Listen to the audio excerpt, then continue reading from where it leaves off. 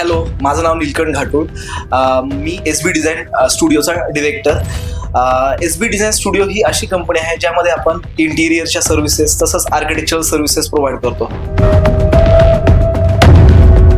तर सर, तुमची जी फर्म आहे कोणत्या कोणत्या इंटेरियर डिझाईन प्रोजेक्टवर काम करते? बेसिकली इंटिरियर डिझायनिंगमध्ये आपण कमर्शियल आणि रेसिडेन्शियल असे 2 सर्व्हिसेस देतो. तर सर, कसं होतं ना, मोठ्या जागेत इंटेरियर डिझाईन करणं हे खूप सोपं आहे, पण मेन चॅलेंज याच्यात येतो की छोट्या एरियामध्ये इंटेरियर डिझाईन करणं हे शक्य आहे का?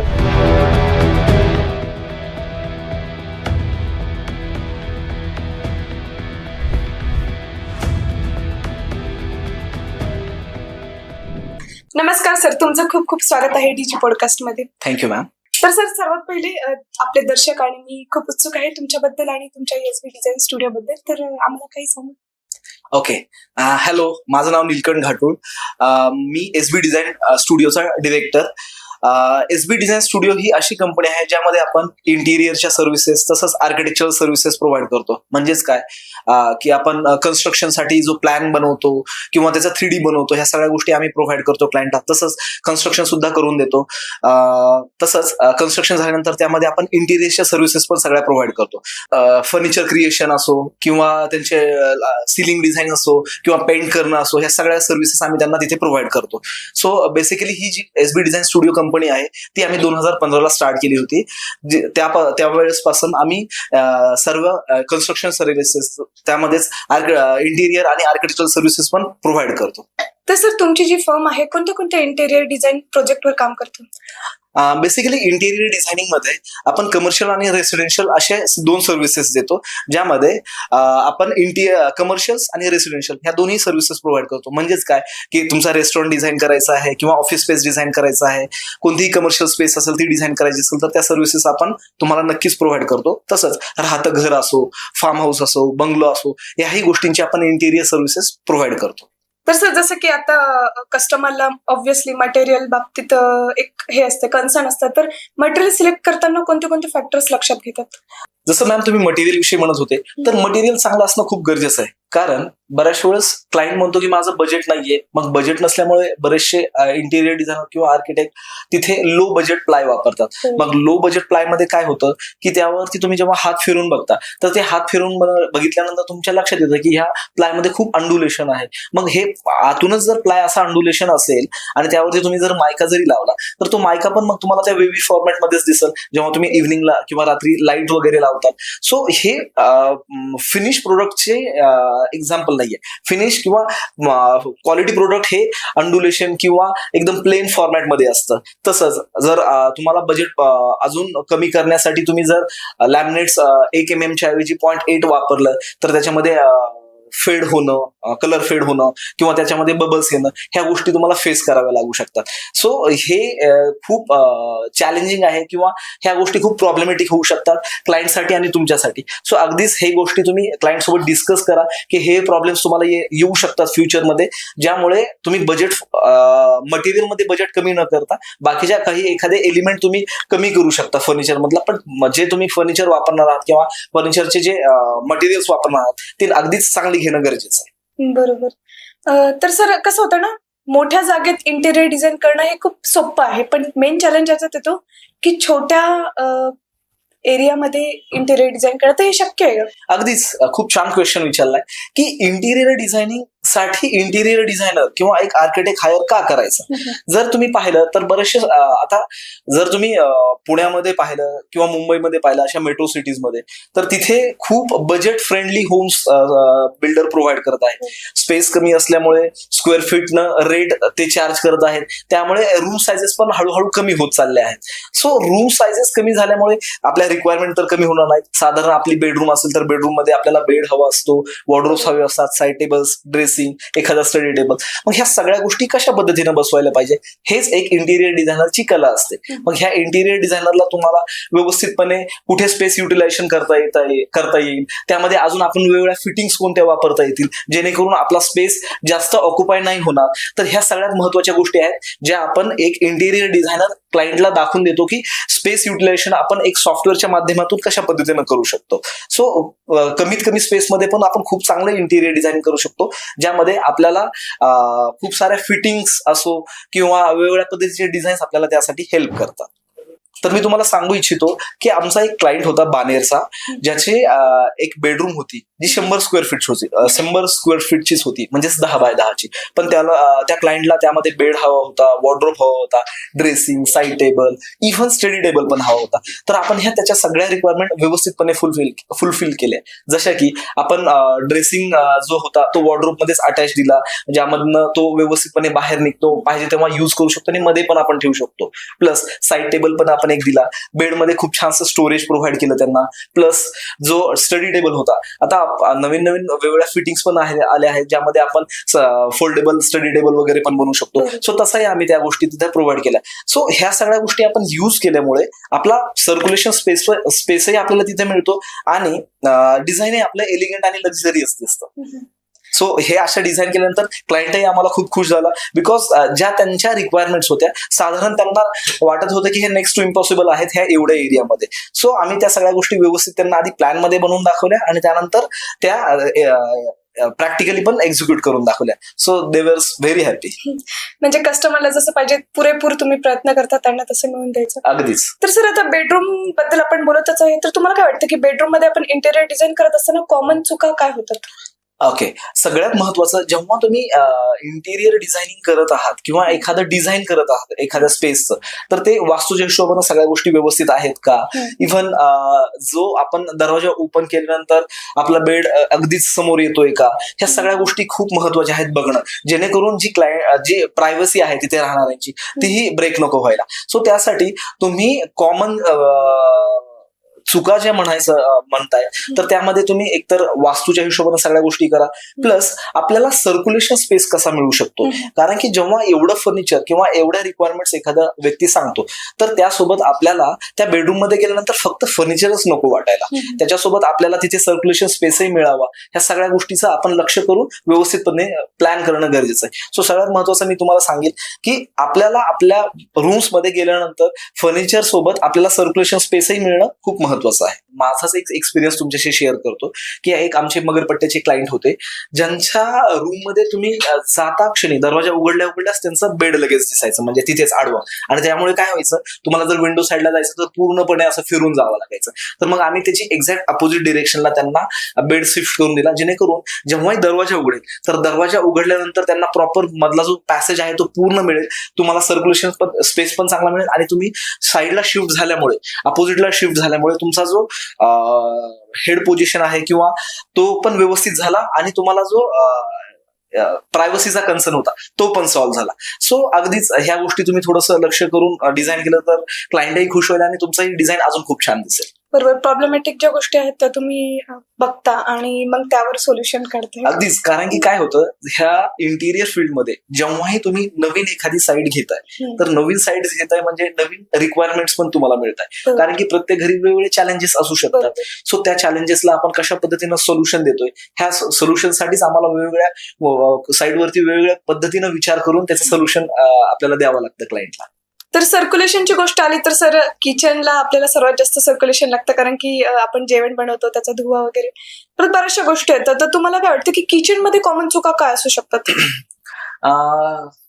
किचन मध्ये आता काय होतं, जेव्हाही मी कोणत्याही क्लायंट सोबत इंटरॅक्ट करतो, तर क्लायंटचं म्हणणं असतं की आम्हाला भरपूर सारं स्टोरेज मिळायला हवं, त्यासोबतच आम्हाला सर्क्युलेशन स्पेस किंवा स्पेस असं भरल्यागत पण नाही वाटायला पाहिजे. सो ह्या गोष्टी जेव्हा आम्ही विचार करतो, तेव्हा मग आम्ही त्यांना थोडंसं स्लीक डिझाईन्स प्रोव्हाइड करतो.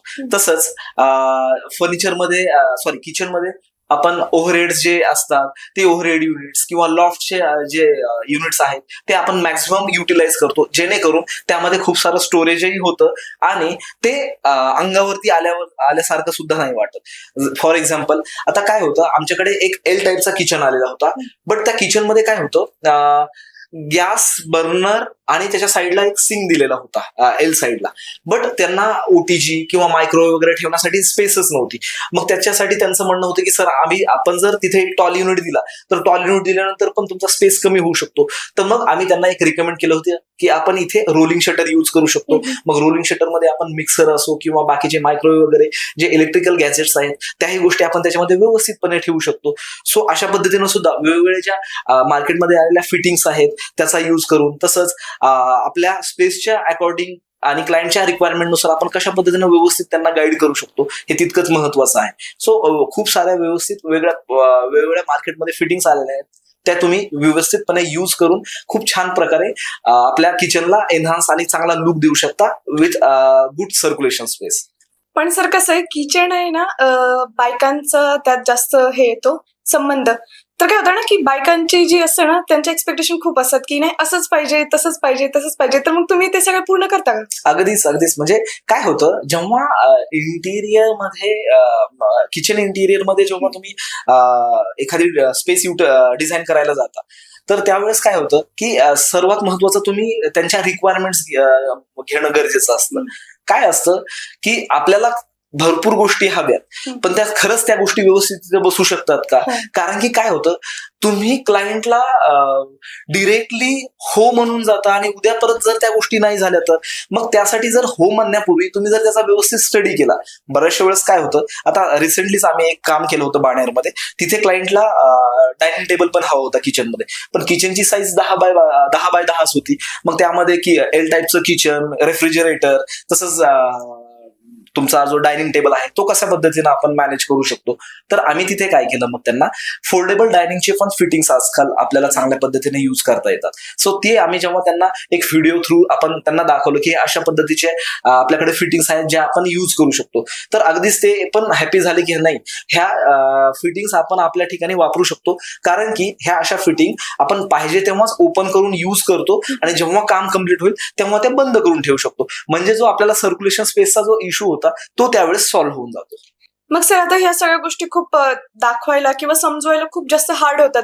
मग तुम्ही फायनल करण्याआधी कसं त्यांना एक कल्पना देता की असं असं असं तुमचं होईल? ओके, तर आजकाल जे वेगवेगळे सॉफ्टवेअर आपल्या मार्केटमध्ये आहेत सिव्हिल इंडस्ट्रीसाठी किंवा आर्किटेक्चरल इंडस्ट्रीसाठी, ज्यामध्ये सगळ्यात महत्वाचा सॉफ्टवेअर आहे ऑटोकॅड. ज्या ऑटोकॅडमध्ये आपण त्याची प्लॅनिंग व्यवस्थित करून घेतो, ज्याच्यामध्ये प्रत्येक गोष्ट कुठे येणार आहे ते आपण व्यवस्थितपणे दाखवतो. आणि त्यानंतर ती गोष्ट व्यवस्थित दाखवल्यानंतर जर क्लायंटला, आता क्लायंट हा नॉन टेक्निकल असतो, त्याला बऱ्याचशा गोष्टी जोपर्यंत आपण व्हिज्युअली दाखवत नाही तोपर्यंत त्याला कळत नाही. सो आपण त्याच्याच 3D वगैरे त्यांना प्रोव्हाइड करून त्यांना दाखवतो की हे अशा पद्धतीनं याचं बनल्यानंतर 3D होईल आणि त्यामध्ये एवढा स्पेस रिकामा राहील आणि अशा पद्धतीने त्याचे एक्सटेरियर फिनिशेस असतील, म्हणजे हा कलर असू शकतो किंवा हे मटेरियल आपण त्यामध्ये वापरू शकतो. सो ह्या सगळ्या गोष्टी सॉफ्टवेअरचा यूज करून खूप चांगल्या प्रकारे आपल्याला सॉल्व्ह करता येतात ना. आता कसं होतं ना सर, क्लायंटचे रिक्वायरमेंट खूप असतात, त्यांचे रिक्वायरमेंट भरपूर असतात, पण त्यांचा जो बजेट आहे तो कमी असतो. तर कधी कधी काय होतं की आपल्याला लो कॉस्ट मटेरियल वापरावं लागतं. तर मग तुम्हाला काय वाटतं की लो कॉस्ट मटेरियल वापरल्यानंतर काय समस्या येऊ शकतात? अगदीच मी तुम्हाला आत्ताही थोड्या वेळापूर्वी सांगितलं होतं की जो एक फिनिश प्रोडक्ट किंवा लक्झरियस फील लुक जो आहे तिथे तुम्हाला कुठेतरी कॉम्प्रोमाइज करावं लागेल. कारण की इव्हन त्याची स्ट्रेंथ, आता बऱ्याचशा वेळेस क्लायंटचं हे आम्हाला रिकमेंडेशन असते की सर आमचं जे पहिलं घर होतं तिथे आम्ही 10 वर्षापूर्वी फर्निचर केलं आणि त्यानंतर आम्ही एक खिळा सुद्धा तिथे वापरला नाही. सो अशा पद्धतीचं आम्हाला क्वालिटी हवंय. सो अगदीच अशा पद्धतीचेच आपणही क्वालिटी प्रोव्हाइड करतो. पण जेव्हा तुम्ही बजेट कन्स्ट्रेंट तुम्ही लावाल तर तिथे कुठेतरी आपल्याला त्या गोष्टी बजेटमध्ये बसवण्यासाठी कोणत्या तरी गोष्टीमध्ये कॉम्प्रोमाइज करावं लागतं. सो मी अगदीच क्लायंटला हे रिकमेंड करत असतो की तुम्ही मटेरियल चीप वापरण्यापेक्षा तुम्ही एखादा एलिमेंट तुम्ही मागे ठेवा जो की आपण 1 महिन्याने, 2 महिन्याने, 6 महिन्याने, 1 वर्षाने करू शकतो. बट मटेरियल मध्ये एकदा तो मटेरियल आपण परचेस केला तर तो पुढच्या 10-15 वर्षासाठी आपल्या घरात राहणार आहे. सो तो अगदीच चांगला असणं गरजेचं आहे. तर ह्या गोष्टी मी तुम्हाला अजूनही एकदा सांगेल की मटेरियल मध्ये कॉम्प्रोमाइज न करता चांगल्या बेस्ट क्वालिटीचं काय होतं, बऱ्याचशा वेळेस तुम्ही जेव्हा मार्केटमध्ये जाता तर तुम्ही जेव्हा मार्केट सर्वे केल्यानंतर तुम्हाला काही मटेरियल्स एखाद्या दुकानमध्ये 100 रुपयाला मिळू शकतात, काही दुकानमध्ये तेच 70 किंवा 80 रुपयाला मिळू शकतात. सो अशा पद्धतीने तुम्ही थोडा जर मटेरियल सर्वे केला तर त्यामध्ये सुद्धा तुम्हाला थोडंसं व्हेरिएशन जाणून येईल आणि त्यामुळे पण तुम्हाला त्या काही गोष्टी स्वस्त मिळू शकतात. सो स्वस्त घेण्याच्या कंडिशन मध्ये किंवा घेण्याच्या नादामध्ये तुम्ही चीप मटेरियल किंवा जास्त स्ट्रेंथ नसलेलं किंवा जास्त फिनिश नसलेलं मटेरियल न घेता चांगलंच मटेरियल घेणं हे मी तुम्हाला रिकमेंड करा. बरोबर, म्हणजे दिसायला फक्त नको पण बाकीच्या गोष्टी स्ट्रेंथच्या बाबतीत पण टिकाऊ असल्या पाहिजे. अगदीच अगदीच, कारण की आपल्याला तिथे 10-15 वर्ष राहायचं आहे. बरोबर. कोणताही इंटिरियर डिझायनर हा 10-15 वर्ष तो स्वतःचं काम स्वतःच्या घरी व्यवस्थितपणे राहण्याचाच विचाराने तो इंटिरियर केलेला असतो. सो आम्ही क्लायंटला म्हणतो की सर आम्ही जे मटेरियल वापरणार आहोत ते 10 ते 15 वर्ष व्यवस्थितपणे यूज होणार आहे किंवा व्यवस्थितपणे राहणार आहे. मध्ये कोणतंही मेंटेनन्स असेल किंवा काही असेल तर ह्या सगळ्या गोष्टीचाही आम्ही त्यांना सर्व्हिस किंवा सपोर्ट देतच राहतो. रिसेंटली आम्ही एक वेळेस मटेरियल सिलेक्शनला गेलो होतो. तर मटेरियल सिलेक्शन मध्ये आमच्यासोबत जे क्लायंट आले होते तर त्या मॅमला तिथे एक स्पेसिफिक मायका होता, तो खूपच जास्त आवडला. बट तो मायका दिसण्यापुरताच चांगला होता बिकॉज त्याची जी थिकनेस होती ती 0.8 होती. सो 0.8 थिकनेसचा लॅमिनेट जर आपण उद्या वापरला तर तिथे त्याला पुढे कलर फेड होणं किंवा त्याला बबल्स येणं किंवा त्याला क्रॅक जाणं खूप साहजिक आहे. तर आम्ही ह्या गोष्टी त्यांना अवेअर केल्यामुळे त्यांनी ती जी त्याचा जो ऑप्शन आहे तो चेंज केला आणि त्यांनाही जो आता आपण लावलेला आहे तोही खूप छान दिसत आहे आणि तो खूप वर्षापासून जसा दिसतोय तसाच आहे. सो त्यामुळे मटेरियल नॉलेजही क्लायंट सोबत शेअर करणं खूप गरजेचं आहे, जेणेकरून क्लायंटलाही आपण जी गोष्ट घेतोय ती कशा पद्धतीची घेतोय आणि काय घेतोय हे माहित होणं गरजेचं आहे. आणि तुम्हाला मी किचन बद्दल सांगत होतो तेव्हा किचनमध्ये जेव्हाही क्लायंट साधारण किचन म्हटल्यानंतर लेडीज जास्तीत जास्त दिवसभर घरात राहण्याचं ठिकाण तेच असतं. तर तिथे तुम्ही जर पाहिलं तर किचनमध्ये मग लेडीज क्लायंट आम्हाला बऱ्याचशा वेळेस सांगतात की आम्हाला ह्या सगळ्या रिक्वायरमेंट्स हव्यात. मग ह्या सगळ्या रिक्वायरमेंट्स आम्ही जेव्हा लिहून घेतो आणि त्या लिहून घेतल्यानंतर रिक्वायरमेंट्स 2D प्लॅन मध्ये आणि 3D प्लॅन मध्ये जेव्हा त्यांना आम्ही प्रेझेंट करतो तर अगदीच बऱ्याचशा वेळेस त्यांच्याकडनं रिएक्शन आले असतात की वाव किती सुंदर हे डिझाईन्स तुम्ही केलेले आहेत आणि सगळ्या ज्या रिक्वायरमेंट्स आहेत त्या पण किती चांगल्या पद्धतीने फुलफिल केल्या आहेत. सो आम्हालाही कुठेतरी चांगलं वाटतं, ग्रेटफुल वाटतं की आपण केलेले जे डिझाईन्स आहेत तेही क्लायंटला खूप चांगल्या पद्धतीने अट्रॅक्ट करत आहेत आणि खूप म्हणजे सॅटिस्फाय पण करत आहेत. सो अगदीच आपण ह्या सगळ्या गोष्टींचा विचार करूनच क्लायंटला ह्या सगळ्या गोष्टी प्रोव्हाइड करतो. म्हणजे तुम्ही त्यांच्या एक्सपेक्टेशनच्या पलीकडे जाऊन अजून सुंदर कसं होईल याचा तुम्ही प्रयत्न करता. अगदीच ना, अगदीच. तर हे अशा पद्धतीचे वेगवेगळे क्वेरीज किंवा वेगवेगळे क्वेश्चन्स असल्यामुळेच आम्ही क्लायंटला फ्री कन्सल्टेशन इव्हन साईट व्हिजिटही प्रोव्हाइड करतो. तसंच त्यांच्या साईटवर जाऊन कशा पद्धतीने आपण सगळ्या गोष्टी देऊ शकतो याची एक आयडिया त्यांना आम्ही देतो. आणि झालेल्या आमचं प्रिव्हियस वर्कचे काही फोटोग्राफ्स किंवा होईल तेवढं जर मॅनेज होत असेल तर आम्ही त्यांना साईटवरती नेऊन आमचे प्रिव्हियस क्लायंट तसंच प्रिव्हियस साईट्सही दाखवून देतो, जेणेकरून त्यांना फिनिश प्रोडक्ट कसं असू शकतं याची आयडिया मिळून जाते. खूपच सुंदर सर. म्हणजे प्रत्येकाचं स्वप्न असतं की आपलं घर एक आपल्या पद्धतीने एक आपल्या स्वप्नाप्रमाणे म्हणा आणि ते तुम्ही त्यांचं साकार करून देता. खूप खूप सुंदर पद्धतीने तुम्ही जसं सांगितलं की तुम्ही क्लायंट्सचे प्रॉब्लेम्स ला धरून तुम्ही त्यांचं सोल्युशन देता. खूप छान वाटलं. आमच्या दर्शकांना खूप छान वाटलं की तुम्ही या सगळ्या गोष्टी करता. बायकांचं जे मन असतं ते तुम्ही समजून घेऊन ते करतात. तर खूप धन्यवाद सर तुम्ही पॉडकास्टमध्ये आल्याबद्दल आणि आम्हाला सगळं माहिती सांगितल्याबद्दल. Yes, thank you so much ma'am.